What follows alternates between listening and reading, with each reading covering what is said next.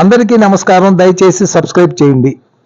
మోహన్ బాబుకు మొన్న వచ్చిన కన్నప్ప సినిమాలో 100 కోట్లు నష్టం వచ్చిందని మన సినిమా ట్రేడ్ పండితులు చెబుతున్నారు. ఇంత నష్టానికి కారణం ఏమంటే, ఫస్ట్ మోహన్ బాబు మెగావారి మీద చేసిన విమర్శలు, అది కాకుండా నందమూరి వారికి మోహన్ బాబుపై ఉన్న కోపము.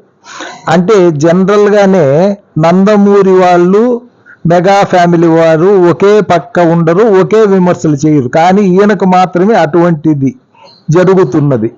ఇద్దరు ఇతనికి అగైనెస్ట్ గానే ఉన్నారు. మెగా ఫ్యామిలీ మీద ఈయన చేసిన విమర్శల వల్ల వారు, ఈయన ఇంతకుముందు లక్ష్మీ పార్వతి వలన మెగా ఫ్యామిలీ కాకుండా నందమూరి ఫ్యామిలీ వారు ఇతనిని ఎక్కువగా వ్యతిరేకిస్తున్నారు. ఈ రెండు వర్గాలు ఏకమై అసలు సినిమా చూడకపోవడం ఫస్ట్ రీజన్. తరువాత సినిమా మాత్రము అనుకున్న దానికన్నా బాగుందని అన్నారు, కానీ ఎవరు చూడలేదు. దీని వలన మోహన్ బాబుకు 100 కోట్లు నష్టం వచ్చిందని ట్రేడ్ విశ్లేషకులు చెబుతున్నారు. Thank you very much.